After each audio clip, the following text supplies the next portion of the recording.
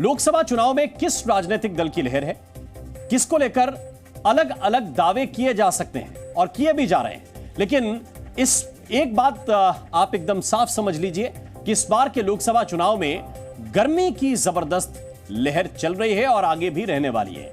इसीलिए आज डीएनए की शुरुआत में हम चुनाव में गर्मी की लहर के विश्लेषण को आपके सामने रखते हैं, जिसका ट्रेलर शुक्रवार को पहले चरण की वोटिंग के दौरान भी देखने को मिला है। वोटिंग के दौरान सुबह 11 बजे तक मतदान केंद्रों पर लंबी लंबी लाइनें देखी गईं। मतदान प्रतिशत भी तेजी से बढ़ रहा था, लेकिन उसके बाद जैसे जैसे सूरज चढ़ता गया वैसे वैसे मतदान प्रतिशत घटता चला गया। मतदान केंद्रों पर लाइनें छोटी होती चली गईं, जिसका असर वोटिंग परसेंटेज पर भी देखने को मिला। पहले चरण में जिन 102 सीटों पर वोट पड़े हैं, उन सीटों पर पिछले चुनाव की तुलना में करीब 5% कम वोट पड़े हैं। मौसम विभाग के मुताबिक देश में 12 राज्यों में हीट वेव यानी कि लू चल रही है और दिन का तापमान 40 से 43 डिग्री सेल्सियस तक पहुंच रहा है। इन राज्यों में बिहार भी है, जहां शुक्रवार को पहले चरण में 3 सीटों पर पिछले चुनाव के मुकाबले 6% कम वोटिंग हुई है। इन राज्यों में उत्तर प्रदेश भी है, जहां 8 सीटों पर 2019 के मुकाबले करीब 5.9% कम वोट पड़े हैं। इन राज्यों में मध्य प्रदेश भी है, जहां 2019 के चुनाव के मुकाबले 7% कम वोट पड़े हैं। तमिलनाडु में भी लू चल रही है और वहां भी पहले चरण में पिछले चुनाव के मुकाबले करीब करीब 10% कम वोटिंग हुई है।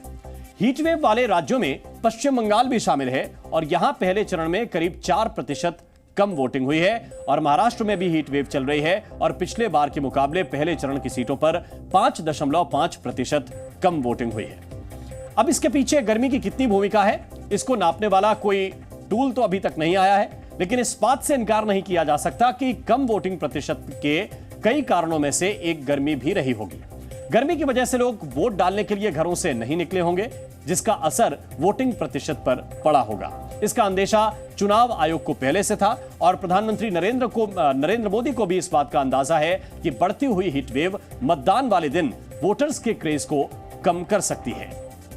देशवासियों का कहूंगा, मैं सभी पॉलिटिकल पार्टी के वर्कर्स को भी कहना चाहूंगा कि गर्मी बहुत है, धूप में सभी पार्टी के वर्कर दौड़ रहे हैं। मैं सभी पार्टी के वर्कर को कहूँगा, बहुत पानी पीजिए, बहुत पानी पीजिए, दौड़िए, बहुत दौड़िए, लेकिन पानी बहुत पीजिए, ताकि इस धूप में, इस गर्मी में मतदाताओं को भी कहूँगा कि इतनी ही धूप क्यों ना हो, आप मतदान अवश्य करें। हो सके तो सुबह जल्दी जल्दी मतदान कीजिए। ये और लोकतंत्र के उत्सव के रूप में चुनाव को मनाएं, यही मेरी प्रार्थना होगी देशवासियों को। प्रधानमंत्री नरेंद्र मोदी ही नहीं, तमाम राजनीतिक विश्लेषक भी भविष्यवाणी कर चुके थे कि भरी गर्मी में चुनाव करवाने का असर वोटिंग प्रतिशत पर पड़ेगा और पहले चरण की वोटिंग में यह आशंका सच साबित होती भी दिखाई दी। लेकिन मौसम विभाग की चेतावनियों और गर्मी पर भविष्यवाणी से साफ है कि वोटिंग के हर फेज में गर्मी का यह ट्रेंड जारी रहने वाला है। भारतीय मौसम विभाग ने चेतावनी जारी की है कि अप्रैल से जून के दौरान देश के कई राज्यों में 10 से 20 दिन लू चल सकती है, जो आमतौर पर 4 से 8 दिन चलती है।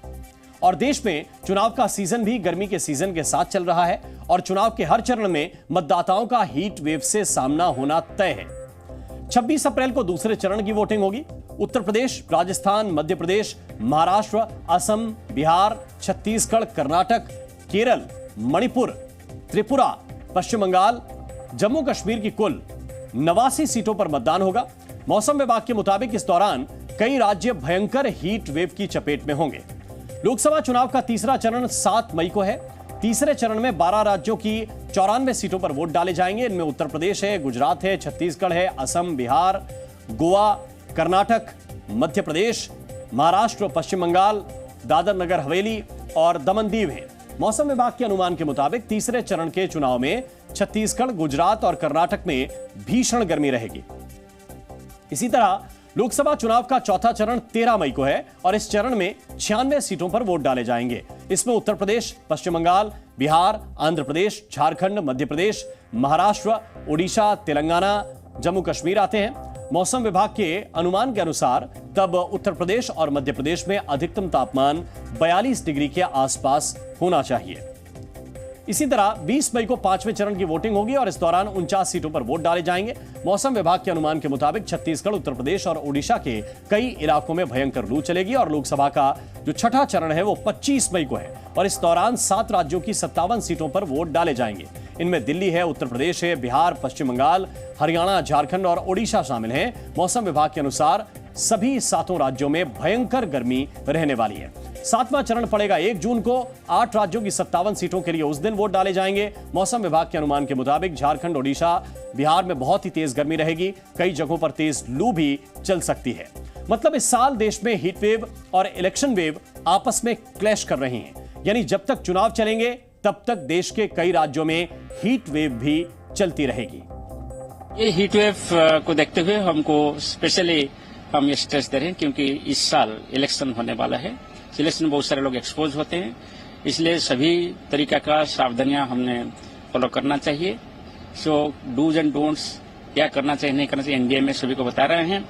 और आईएमडी की तरफ से जो पूर्वानुमान जारी हो रहा है, इसको आधार करके minister of power, minister of health, minister of agriculture, minister of labour and minister of जल शक्ति सभी प्रावधान कर रहे हैं जैसे कोई असुविधा न हो। हम इसका फिर अपडेट नेक्स्ट मंथ यानी अप्रैल एंड में और मई पहला में जारी करेंगे कि हीट वेव कंडीशंस फिर कैसे रहेगा। तो एक तो इस साल भारत में अप्रत्याशित गर्मी पड़ रही है, ऊपर से इसी गर्मी में चुनाव भी हो रहे हैं। इसको लेकर प्रधानमंत्री नरेंद्र मोदी भी चिंतित हैं। 11 अप्रैल को प्रधानमंत्री मोदी ने गर्मी से निपटने को लेकर की जा रही तैयारियों पर एक हाई लेवल बैठक की थी। इस बैठक में मौसम विभाग और आपदा प्रबंधन प्राधिकरण यानी कि एनडीएमए के अधिकारी भी शामिल हुए। इस बैठक में प्रधानमंत्री ने देश में लू की स्थिति से निपटने की तैयारियों की समीक्षा की। लेकिन अब सवाल यह है कि आखिर भीषण गर्मी के महीनों में चुनाव करवाने की क्या जरूरत थी, क्योंकि आमतौर पर चुनाव आयोग प्रचंड गर्मी के दिनों में चुनाव करवाने से बचता है। और फैक्ट तो यह है कि 70 वर्षों में यह दूसरी बार है जब लोकसभा चुनाव जून के महीने तक खिंच गए हैं। इससे पहले 1991 के लोकसभा चुनाव जून के महीने तक पहुंचे थे। इतना ही नहीं, 1951-52 में हुए पहले लोकसभा चुनावों के बाद इस बार के लोकसभा चुनाव सबसे ज्यादा लंबी अवधि तक चलने वाले चुनाव भी हैं। 1951 में लोकसभा चुनाव 68 चरणों में 119 दिन तक चले थे और इस बार चुनाव 7 चरणों में हो रहे हैं और 44 दिन तक चलेंगे। तो अब सवाल यह भी पूछा जा सकता है कि चुनाव आयोग को अगर गर्मी के वक्त चुनाव करने भी थे तो इतने लंबे चुनाव करवाने की क्या आवश्यकता थी। इसका असर पहले चरण में ही वोटर टर्नआउट पर दिखना भी शुरू हो चुका है, जो पिछले आम चुनाव के मुकाबले 5% गिर गया है, जिसने तमाम राजनीतिक पार्टियों के दिल की धड़कनें बढ़ा दी हैं। किसी को समझ नहीं आ रहा है कि कम मतदान प्रतिशत के पीछे कारण सिर्फ हीट वेव ही है या कुछ और है। पॉलिटिकल एक्सपर्ट्स के लिए भी कुछ कह पाना काफी मुश्किल हो रहा है। कुछ एक्सपर्ट्स कह रहे हैं कि लोग ये सोचकर ही मतदान करने नहीं पहुंचे कि मोदी का आना पहले से तय है। तो कुछ एक्सपर्ट्स की राय यह है कि कम वोटिंग का फायदा विपक्षी दलों को भी हो सकता है।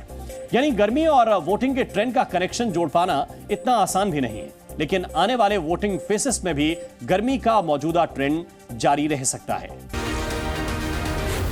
जी न्यूज़।